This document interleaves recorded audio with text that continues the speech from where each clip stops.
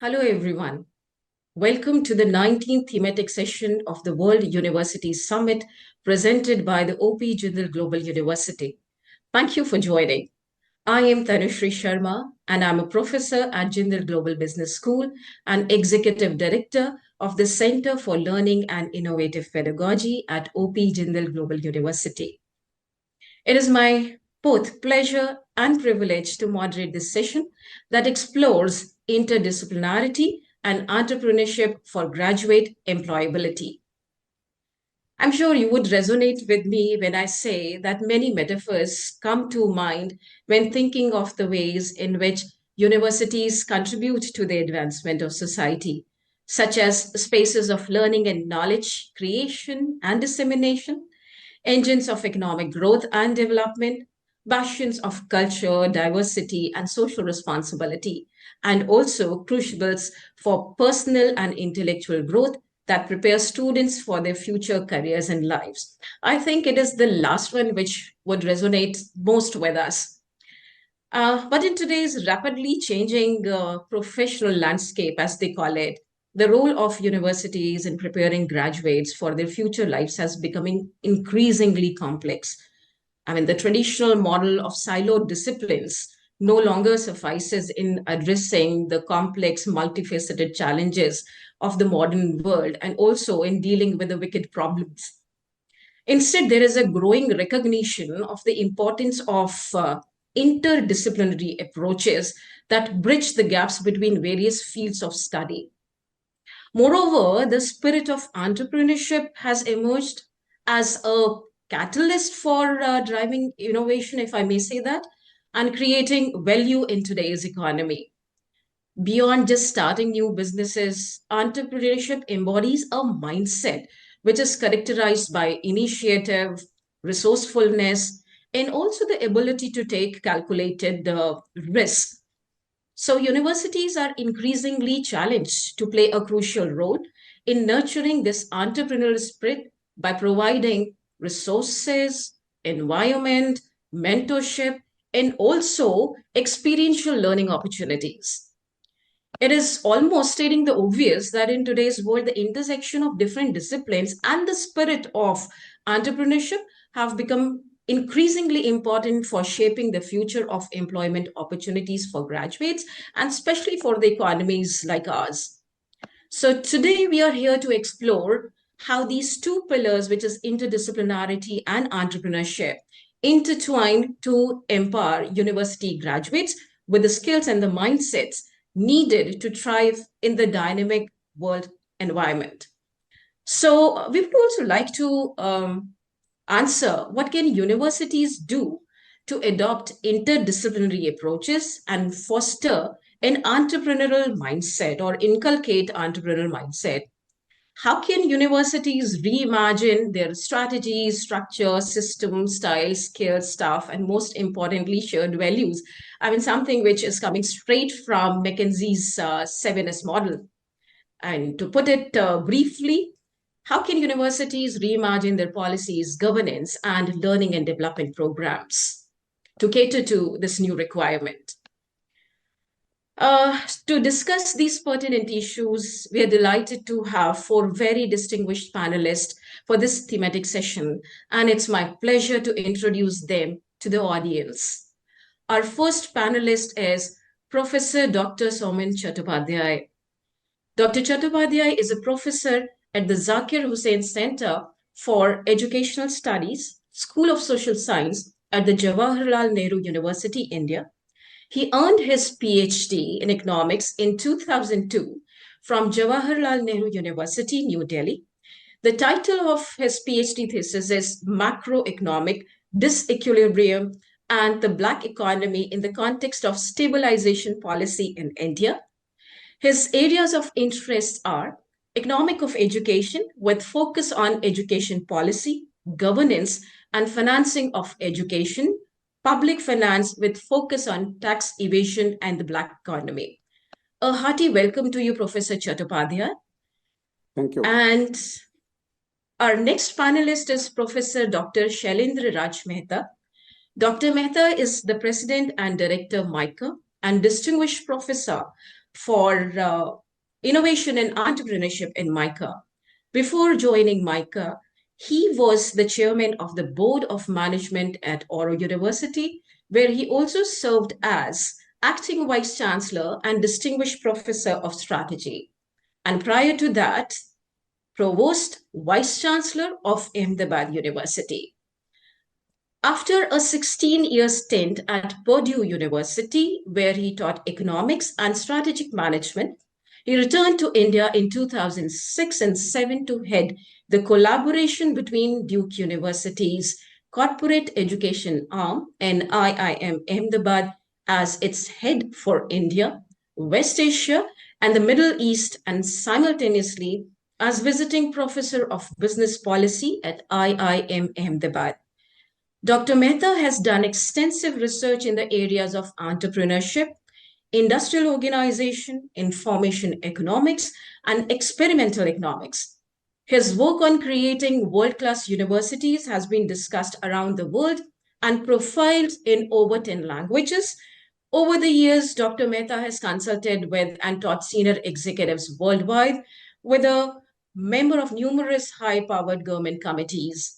He has published widely in the ADBCA and A-star categories, as well as the FT50. He has his bachelor's and master's degrees from Delhi University, MPhil from Balliol College, Oxford, and PhD from Harvard. A gracious welcome to you too, Dr. Mehta. Moving on to our next panelist, Professor Dr. Shaun Starr. Dr. Shaun is a professor and associate dean at Jindal Global Law School and the director of the Center for Sports Law, Business and Governance, and the director Center for India-Australia Studies at OP Jindal Global University. He is an Australian qualified lawyer and has worked at various top-tier law firms in Australia and India, including most recently at Amarchand and Mangaldas and Suresh Shroff and Company. He was named as one of the 30 people to watch in the business of law by Asia Law portal. Dr. Shaun has advised a number of clients in the field of sports law, including national sporting federations such as the Afghanistan Cricket Board. In 2022, Professor Shaun was appointed as a director of Judo Australia. Previously, Professor Shaun has worked as senior operations manager at the Indian Premier League and in a boutique sports law firm in Bangalore. Professor Shaun is passionate about promoting the Australia-India relationship and has published a book entitled Australia and India, a comparative overview of the law and legal practice. His opinion pieces have been featured in Indian and Australian national newspaper, and he has participated in panel sessions on Indian primetime television. Welcome, Dr. Shaun. And our last panelist for this thematic session is Professor Dr. Christopher ZIGURAS. Dr. ZIGURAS' research deals broadly with the internationalization of higher education across 4 main areas of focus: the global diffusion of policy ideas and regulatory approaches, the regulation of cross-border educational flows, and the impact of educational technologies on higher education teaching and learning, and the international recognition of professional qualification. Dr. Chris has worked extensively with industry bodies, professional associations, and government agencies on a wide range of projects and partnership to jointly undertake research, teaching, professional development, policy advocacy, student mobility, and placement. In recent years, he's worked on projects in partnership with the Australian Government of Foreign Affairs and Trade, the British Council, and Asia-Pacific Economic Cooperation.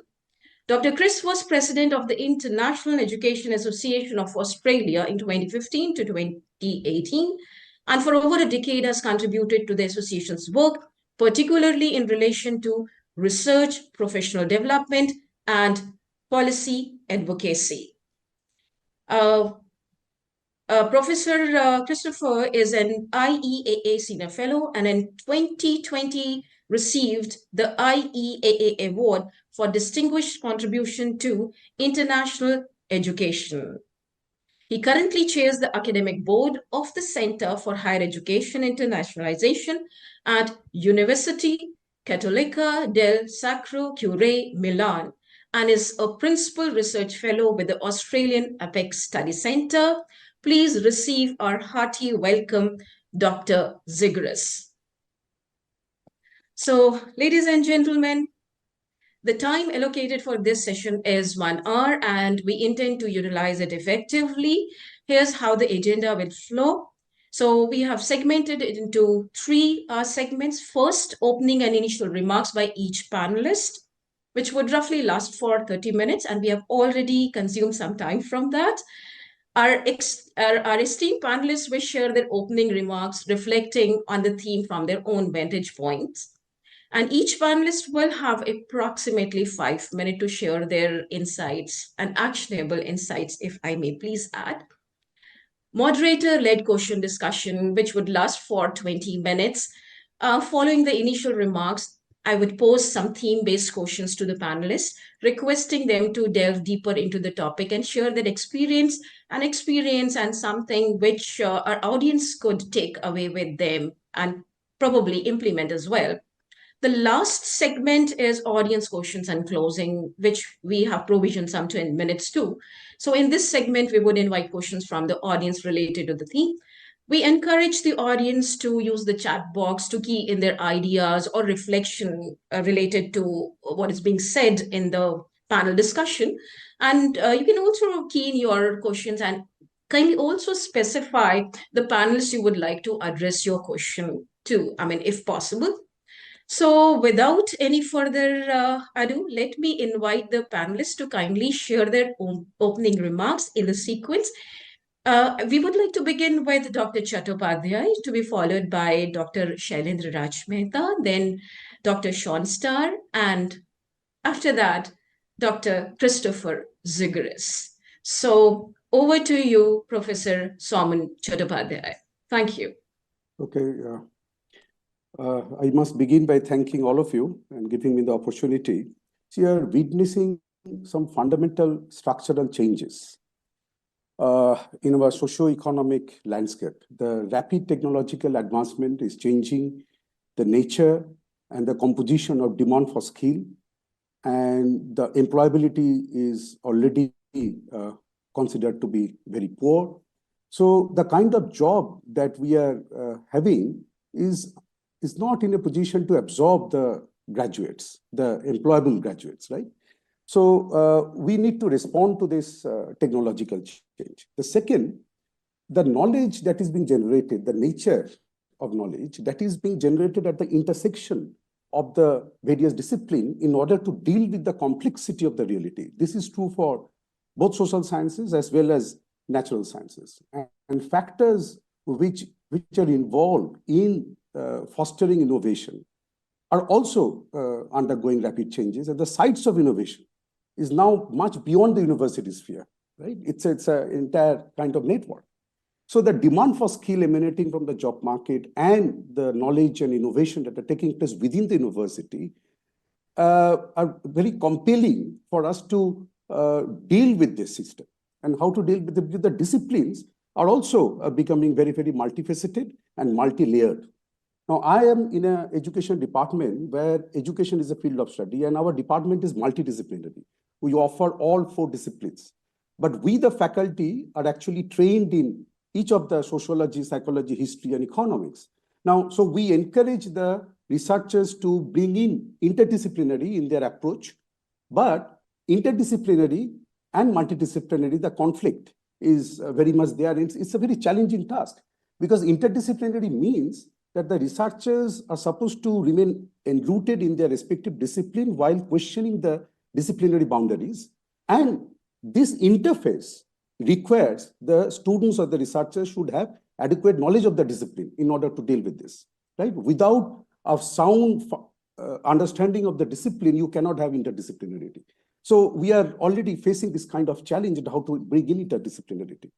Now, when we are looking at the university as a production of knowledge, and innovation in order to deal with the industry and the kind of demand that is being generated in the job market, we find that universities are relatively very slow in terms of governance and leadership. We are very slow to respond to this kind of changes, right? So, and the NEP is being implemented, National Education Policy 2020 is being implemented. So what we need to do is to bring about a major changes in the way we teach, we evaluate the students, and we bring in the industry and other sources of knowledge generation, possible knowledge generation, to motivate the students. Because the one problem which has been found by the study, that the mindset of the people, which I've already mentioned in your introductory remark, is very, very job kind of mindset. When we are risk averse, you have to understand how the preferences for job are formed within a country where we are already struggling with the insecurity.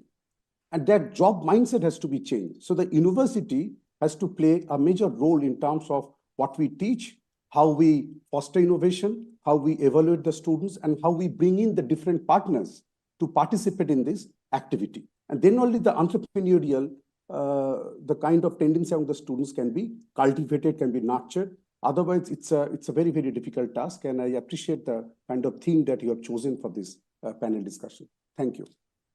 Thank you, Dr. Chattopadhyay, for your initial remark. And may I now invite Professor Raj Mehta to share his opening remarks, please. Thank you, Professor Sharma. With your permission, I'll be a little personal in my remarks. Personal in the sense that I want to talk about my own journey and a crucial transformation that was extremely important in that journey, which brought me to a certain understanding that I'd like to share here. So the journey is very simple. I grew up in socialist India, right? And in that India, not only did I have no interest in business, but I thought that it was grubby. It is not something that ethical people do. And you can imagine that in those days, people had to skirt the boundaries of ethics with 99% marginal rate of income taxation at one point, right? So can you imagine earning 100 rupees and giving 99 to the government on the margin, plus inflation? So you are actually losing more money than you ever made. So you can imagine that, but nonetheless, that is not something that I as a child really could understand. The world that I grew up in basically said business equals bad. So I, like a classic nerd, I've had a very straight academic career until in 1999, I came to a crossroads. This is when I was teaching at a very fine business school. I think you mentioned it in your introductory remarks. I was teaching at Purdue University. By that time, we had built up a research center that was doing sort of modeling and simulation. And the university said, well, why don't you folks think about commercializing this research? So हमने कहा, चलो कर देते हैं, let's do it. And in 99, I then embarked on a journey that was, I would say, the second most exciting journey that I have taken. The most exciting journey has been my journey as a father, right? That is what has taught me the most. But after that, I would say nothing has taught me more than the entrepreneurial journey that began in 99 and now 25 years later is coming to a quarter century mark.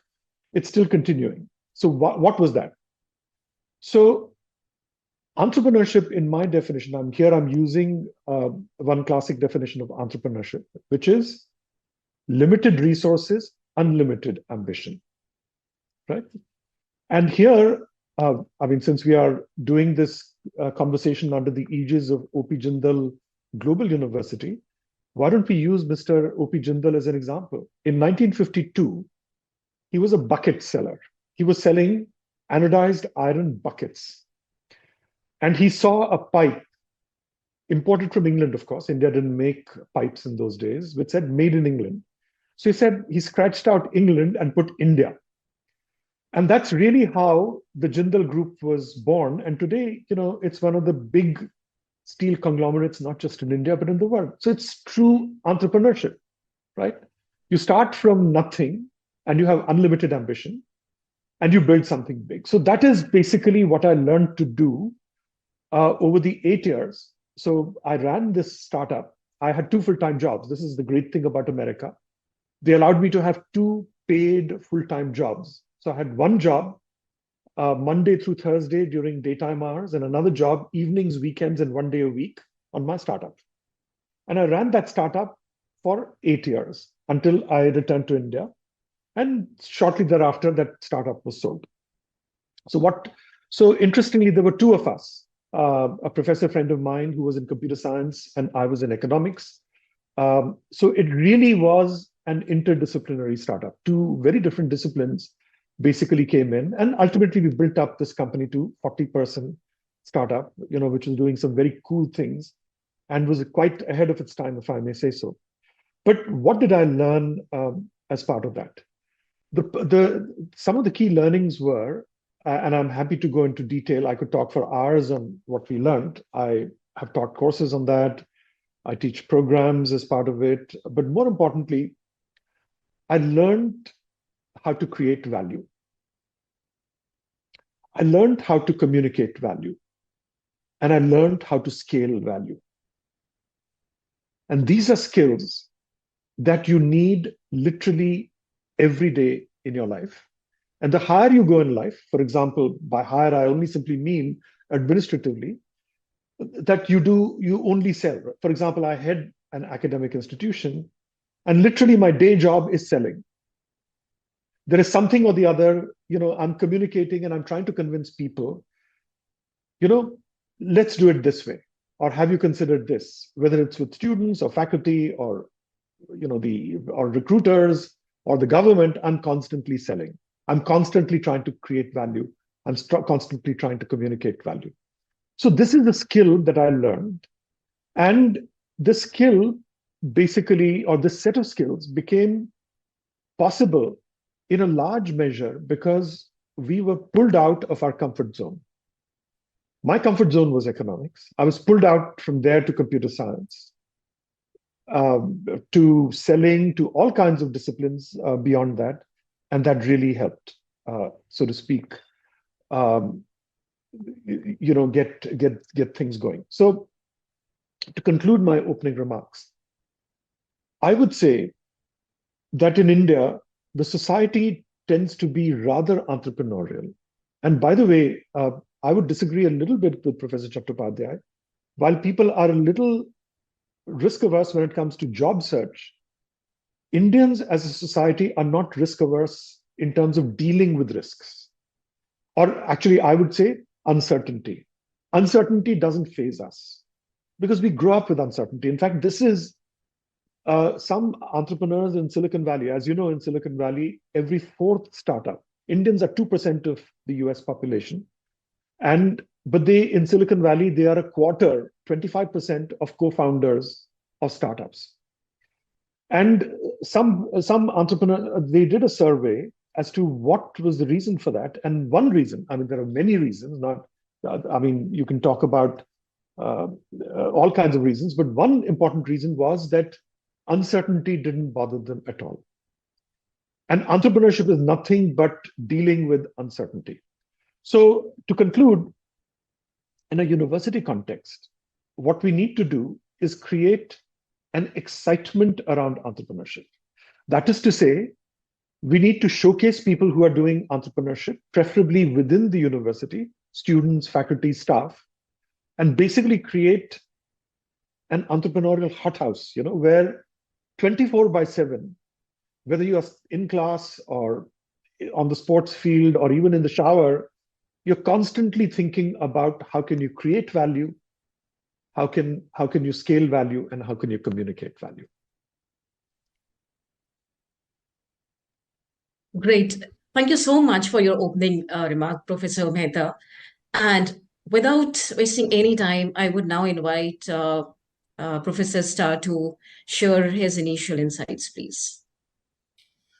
Thank you, TANUSHREE. And while it's, of course, a pleasure and a delight to be here, part of me just wants to listen to Professor Mehta's stories for a little bit longer.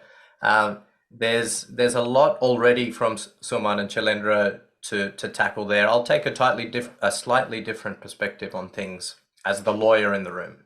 There's been a lot of talk about I think, TANUSHREE, you said we need to focus on creating a culture for innovation, resourcefulness, and calculated risks.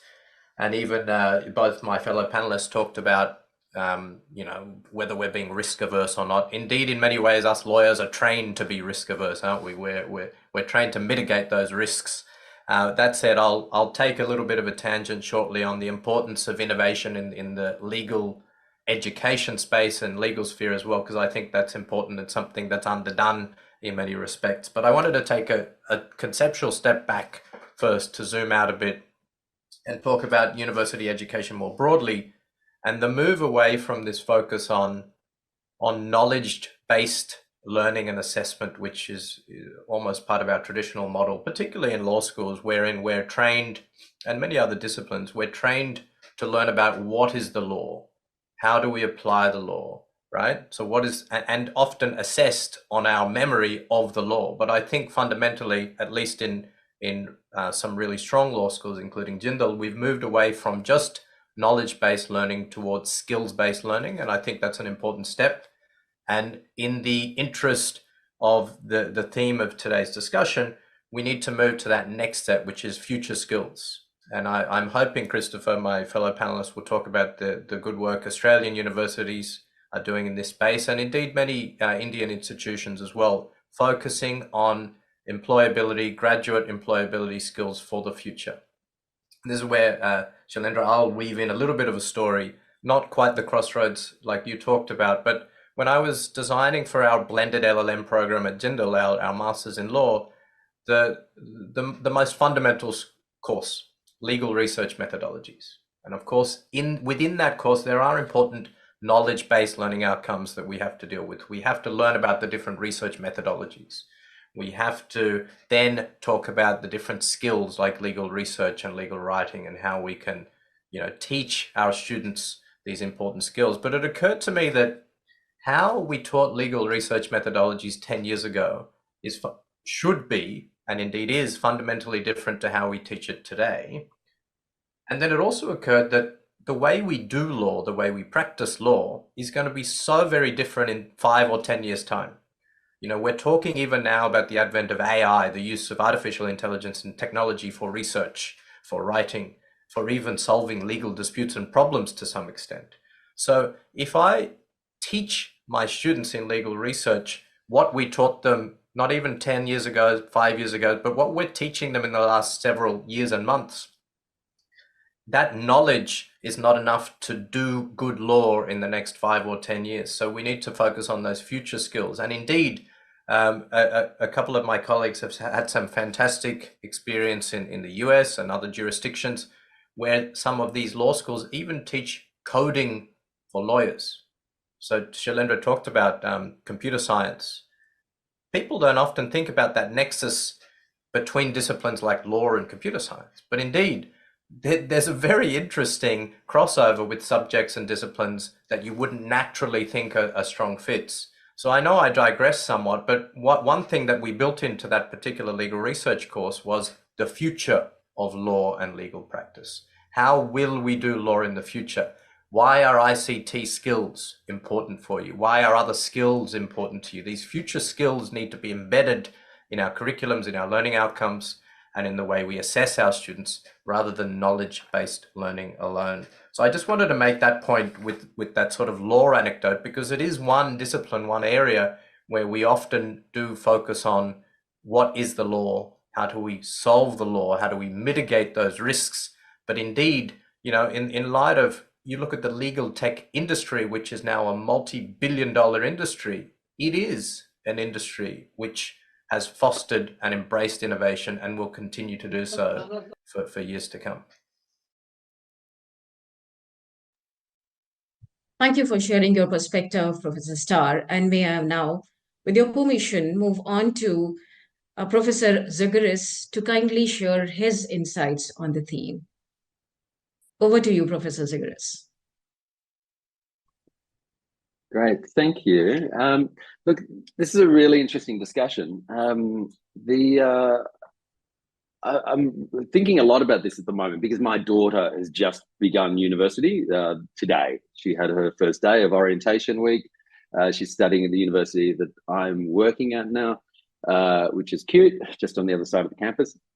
And look, I struggled with her choice of discipline, to be honest, because I'd been doing a lot of reading about the lifetime earnings of graduates from different fields of study, from this coming out of the UK and the US, where there's a lot of big data analysis now, which is really insightful and a bit scary, because lots of graduates earn less than they would have had they not gone to university because of, you know, debts and so on. But what some of the so she's decided to study painting, right?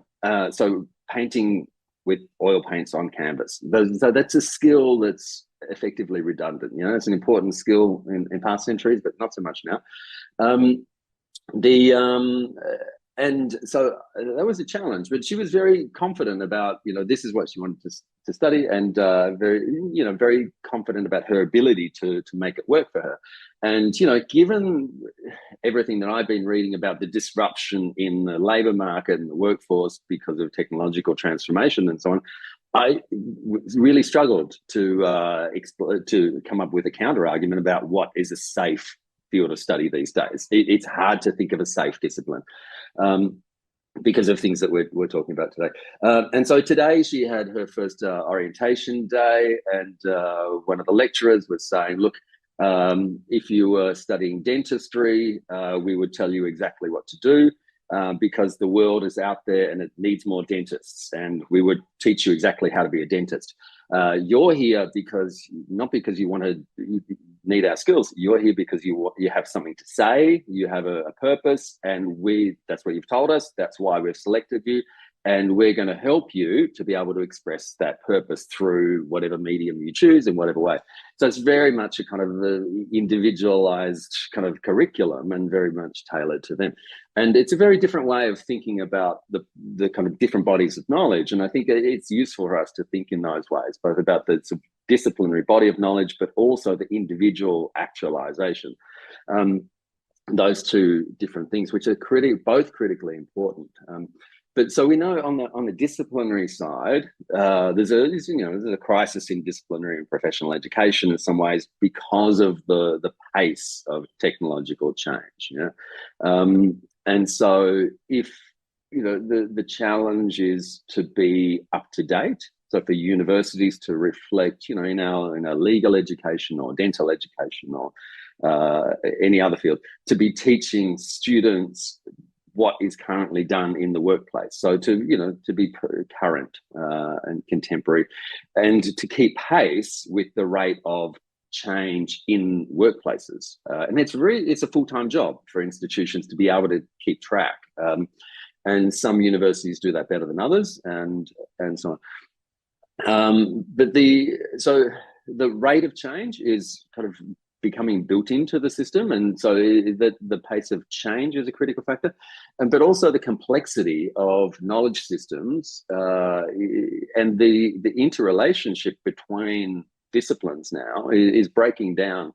Not just between law and IT, which is, but between everything in IT, and in some ways IT is integrating every kind of disciplinary knowledge into a kind of into very complex technological systems. And so, in one sense, all of us knowledge workers are just computer operators, aren't we? We're pretty much just sitting here driving machines who are integrated with other machines and so on. And so the breakdowns between different disciplines are becoming increasingly relevant. And look, the best thing I've read on this is a book called The Future of the Professions by Richard and Daniel Susskind, published a couple of years ago, which talks about the rate of change of professional practice and the transformation in that work. And look, it's a bit scary for any of us who try and prepare graduates for the future, because I think the lesson from anybody who studies AI and contemporary technological change is we have no idea what a job is going to be like in 10 years from now. The different types of skills that comprise that job are going to be, a different mix of skills in 10 years compared with the skills now. And so I think, we need to be focusing on that self-actualization part of it, on the individual. And more, I think, of education is going to be focused on giving students the skills to be able to navigate complexity and change. And that's very different from teaching them what we know now. In some ways, what we know now is less important every day. And so, you know, there's that self-actualization. Maybe we can come back to talk about that a bit, the particular types of skills. And the other thing I think that education providers are doing is conveying cultural capital, right? In the types of outlook and appreciation of the world, the sentiments and so on, which are valued in society now, which one is expected to have as a professional. And that's also a critical part. But maybe I'll leave it there and we can explore more in question. Thank you. Thank you so much, Professor ZIGURAS, for your initial remark. So many interesting perspectives emerged in this first segment of this discussion, wherein Professor Chattopadhyay has brought out that disciplines are becoming multifaceted and multi-layered. And there's a requirement on part of universities to become more agile to respond to the changing requirements in the professional landscape. And also emphasize the need to transition or help students transition from having a job mindset to an entrepreneurial mindset. Perhaps you also brought out that currently students are a little risk averse, a point which was contested by Professor MEHTA.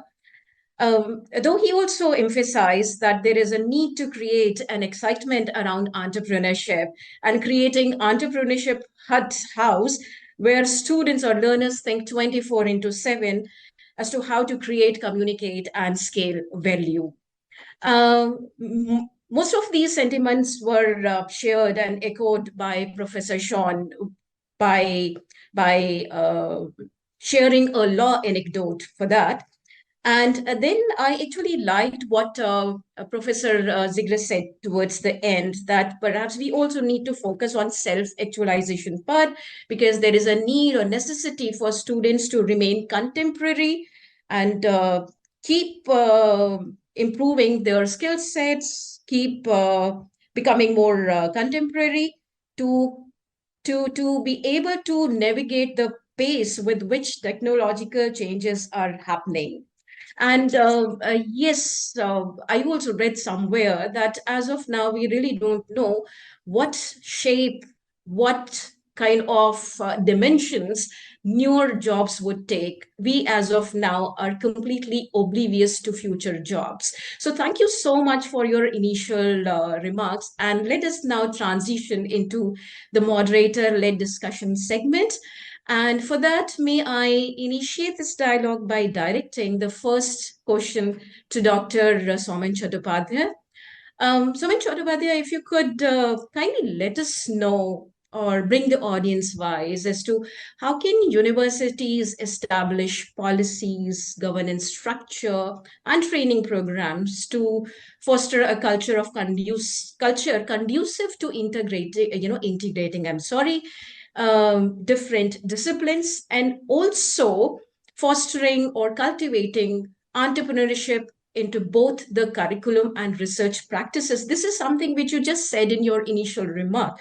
So how can this shift happen? What can we do with respect to policies or governance structures and training programs to make this shift happen? Over to you, Professor Chattopadhyay. Okay, thank you. To begin with, I must highlight some of the very key recommendations which have been articulated in the National Education Policy.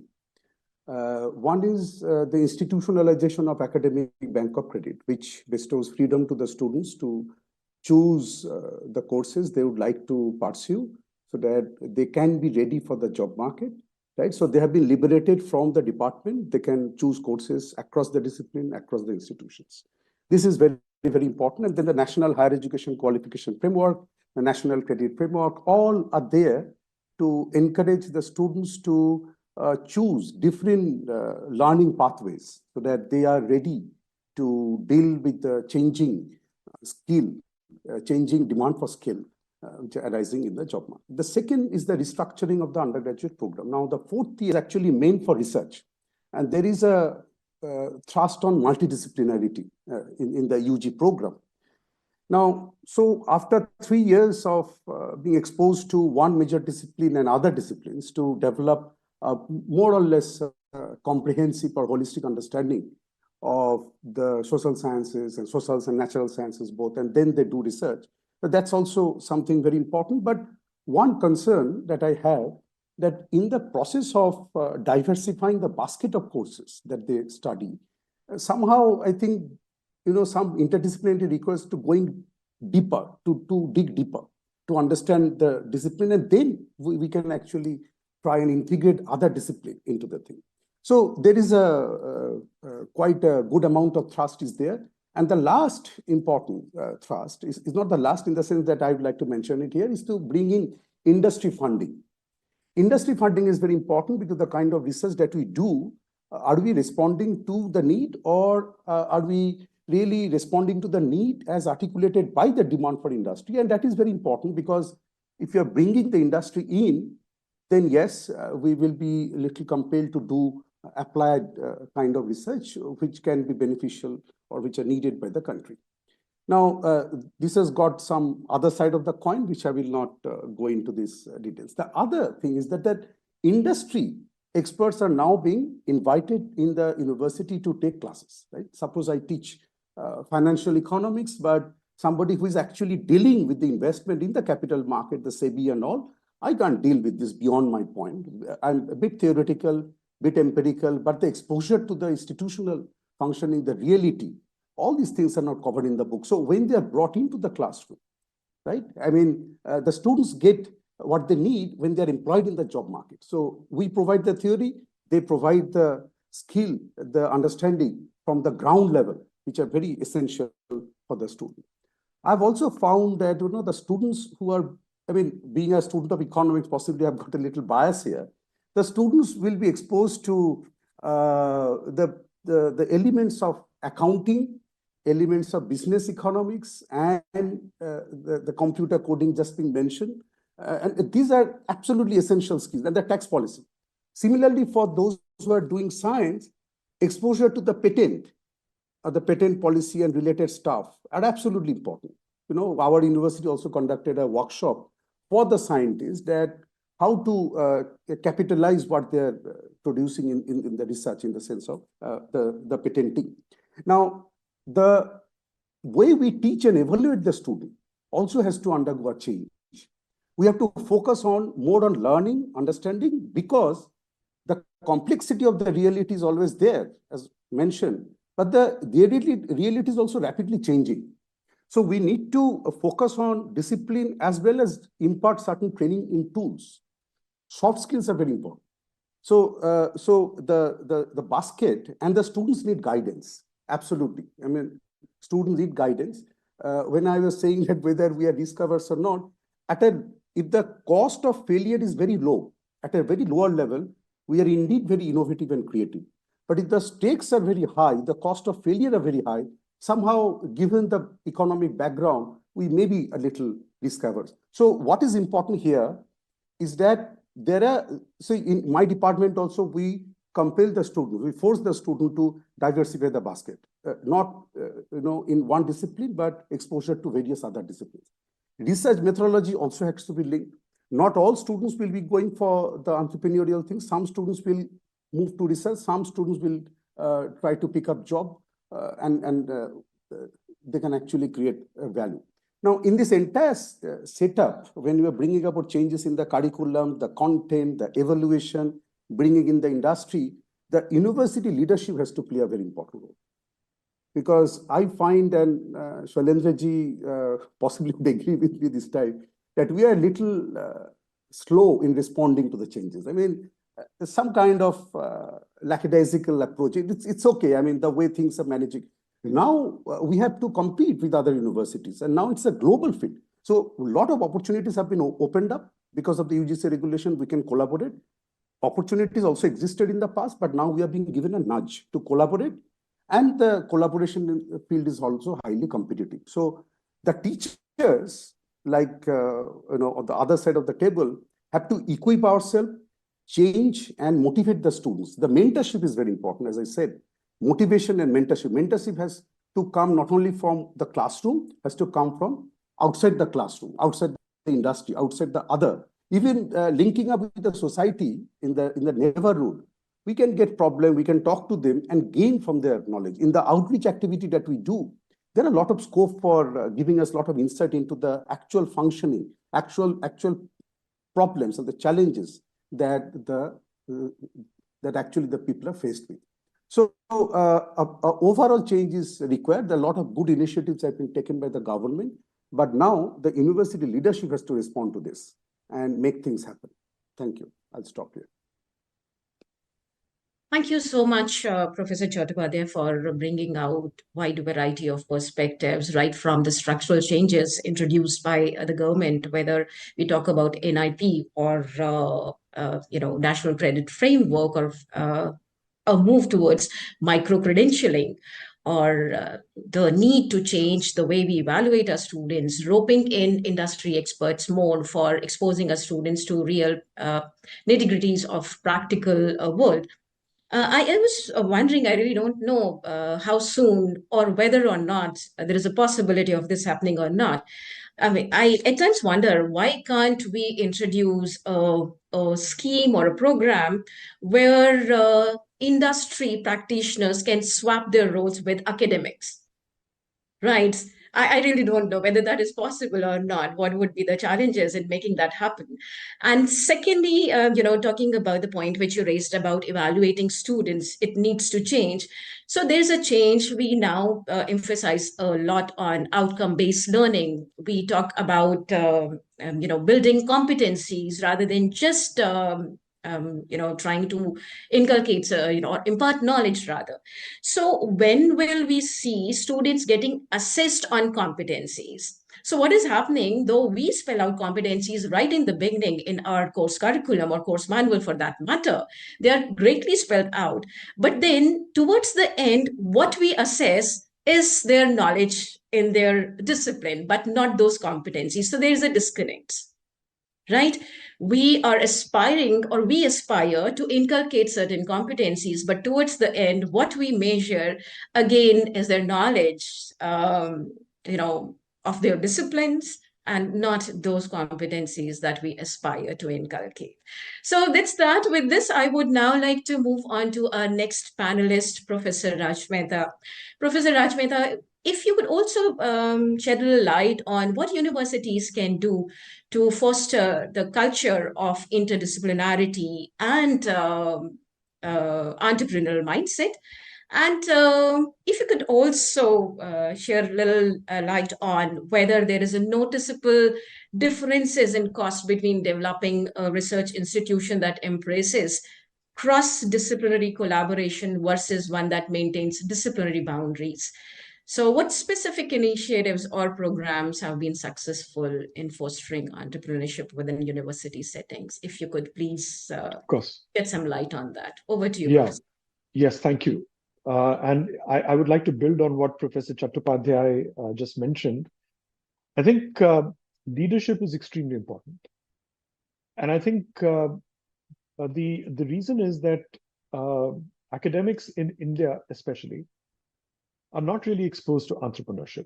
And by the way, it is not just an India-specific problem.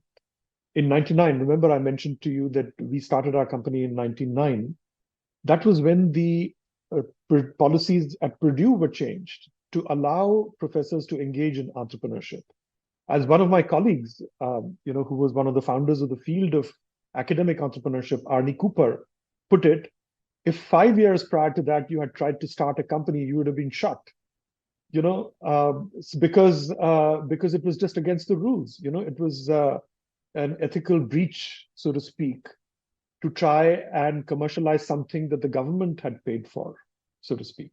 So that culture took some time to embed itself even in US universities. And of course, India is a little bit of a laggard here. I say that apart from a few institutions like the Indian Institute of Science or IIT Bombay, very few institutions have enabling policies.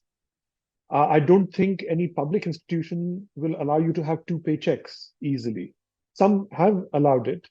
I had 2 full paychecks and I had 2 full jobs, and that was with the full blessing of the university. So number 1 is an enabling policy environment. Number 2, leadership that has actually done and values entrepreneurship. So, for example, because we did gaming and simulation, we actually wrote some early papers in artificial intelligence more than 20 years ago. And right now at MICA, because of that early exposure to AI, I put together a group. I just sent out an email saying, look, this large language models are going to be big.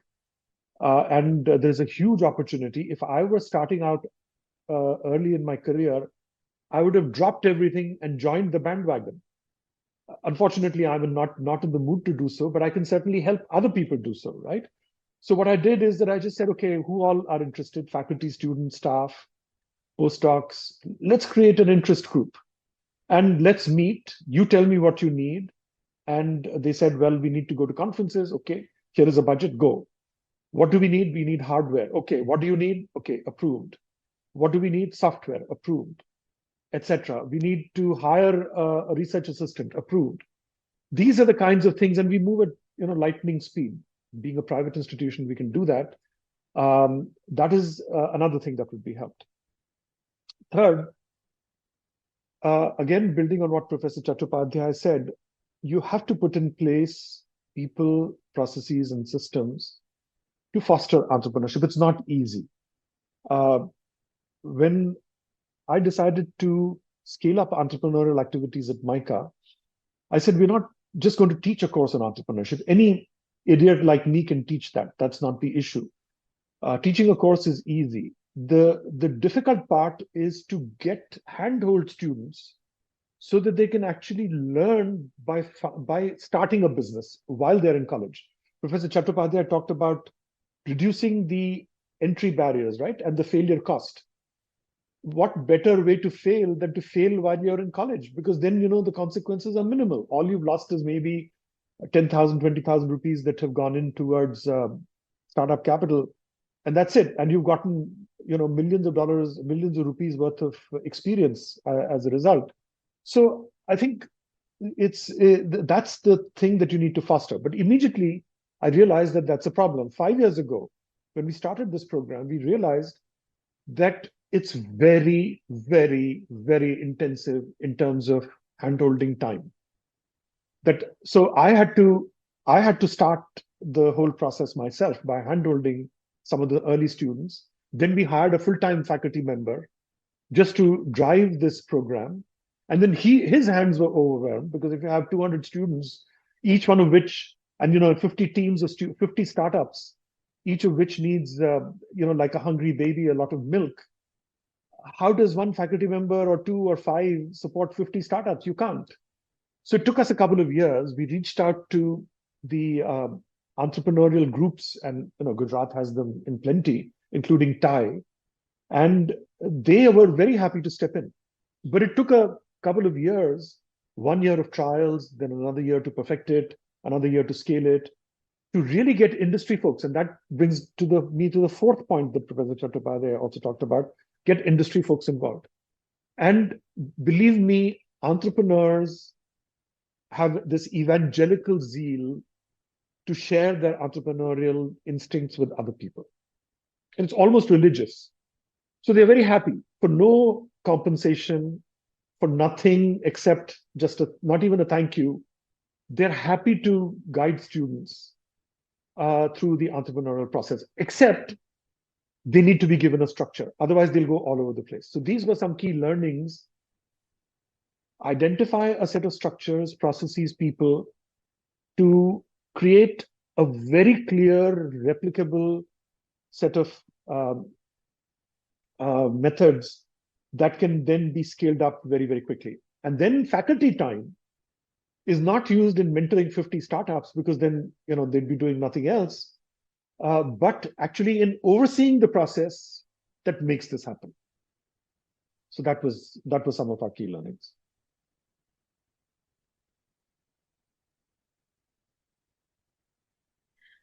Thank you so much for your insights, Professor Chattopadhyay. Sorry, Professor Raj Mehta.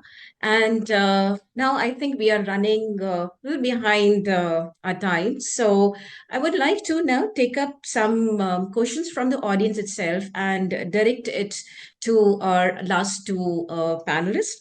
So first of all, I would like to direct this question to Professor Starr. And the question is, what strategies can higher education institutions employ to enhance the employability of graduates in a rapidly evolving job market? And if you could also, from your experience, bring in how can extracurricular activities enhance the entrepreneurial abilities of students? Over to you, Dr. Sean Starr. Thank you, TANUSHREE. I'm not sure how I can do all of that in 1.5 to 2 minutes. That said, I think there's two aspects to this. There's the within the curriculum and extracurriculum aspects. And, you know, both my previous panelists have just talked about the importance of leadership here. And to give an example, Jindal has created several years ago an academic planning coordination and interdisciplinary department to encourage students and faculty to work across schools, to use your word from the beginning, TANUSHREE, to look outside their silos, to explore other disciplines.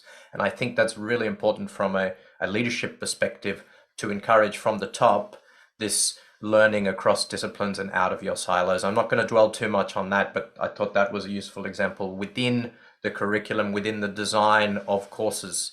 From an extracurricular perspective, to give another example, we do a lot of collaborations at Jindal Global Law School, global being the key word there, with other jurisdictions, partners abroad. More recently, we've worked with several partners. One of them was Monash University in Australia, wherein we worked with Monash and co-designed and delivered India immersion programs for Australian and Indian students. We also work with Monash on the CKIP Social Entrepreneurship Challenge within the Indo-Pacific. And I use these two as examples because not only did we have Australians, Indians, and in the latter case, Indonesians working together on a single course, they also had learning outcomes. To Dr. Chattopadhyay's point earlier, it's not just about talking about these buzzwords, it's about assessing them, evaluating these skills beyond the knowledge-based systems we're using. These individuals had to build cultural capital, to use Christopher's word, to work with people from other countries, to solve global problems, and to do so after identifying the challenge, to actually find solutions, collaborate, another important skills, and collaborate and put forward innovative entrepreneurial outcomes and solutions to these problems. So I think although that was ultimately built into a subject and within the curriculum, it was an elective, we can encourage programs where we collaborate, where we build these future skills, we work on innovative solutions for our students. And not only are they important from an employability perspective, students love these opportunities. So I think we need to lean in and embrace all of these future skills that students want to engage in. And indeed, as universities, we need to engage in with as well.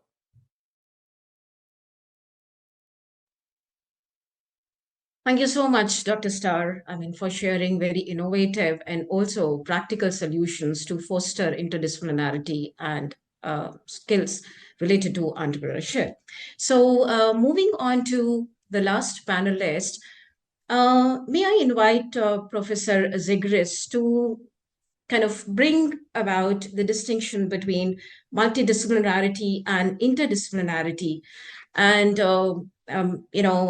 if you can also let us know what practical implications stem from making this differentiation within academic practice. And if you may please allow me, I would like to include a related audience question here. So one of the audience members wants to know in what ways can universities introduce some successful initiatives that can effectively promote both employability and entrepreneurship among students. So I think the question is more related to some practical, successful initiatives which have been taken to some successful impacts. Over to you, Professor ZIGURAS. Sure. Okay. Look, I'll try and be quick. I think the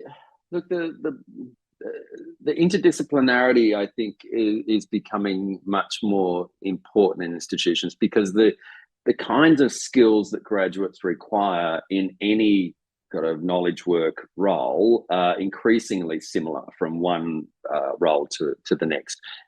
And because the content, knowledge, and the kind of specific practices of professional practice are changing so quickly, it's what's becoming more important is the sort of self-actualization skills, the ability of individuals to manage their own knowledge and to be effective in the work that they're doing.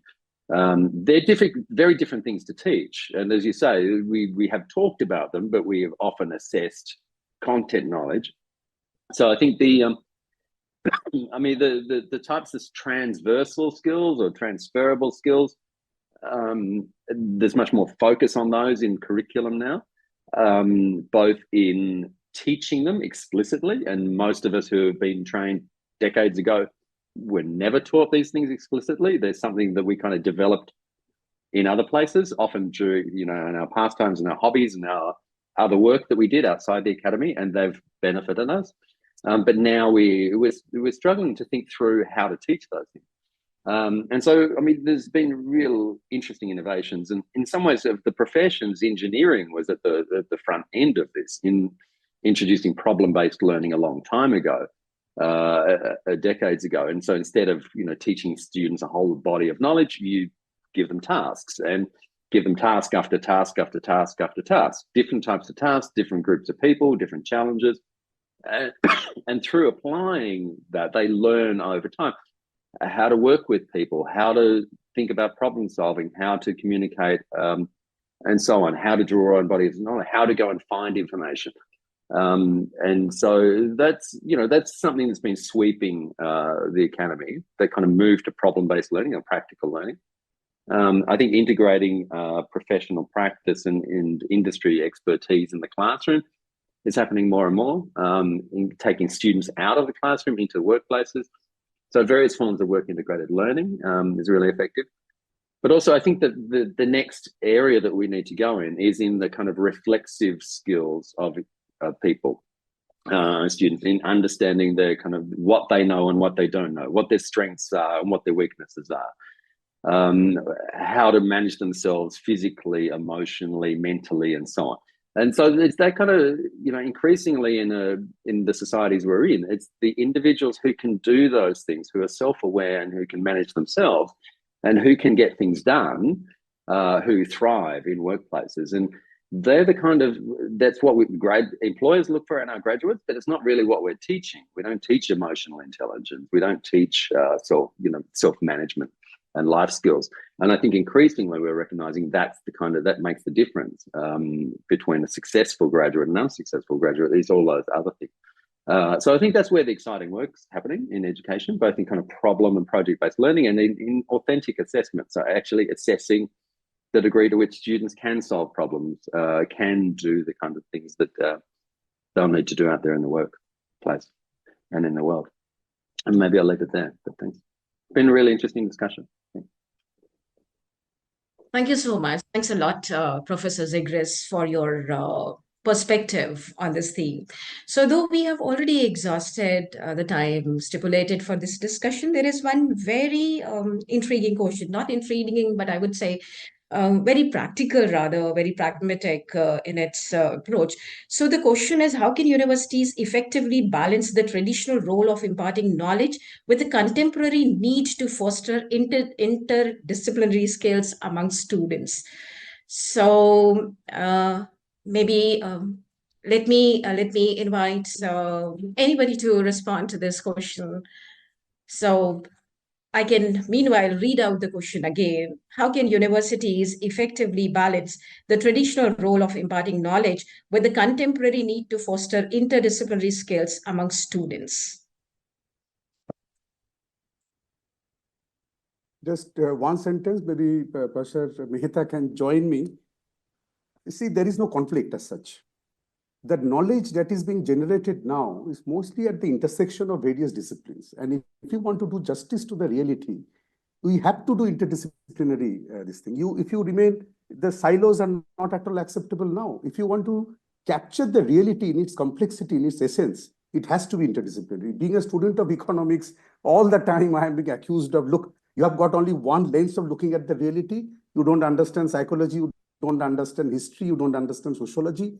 Now, if I want to understand the reality, I need to incorporate other disciplines. Otherwise, I'm not doing a good job. I'm sorry. So there is no conflict as such.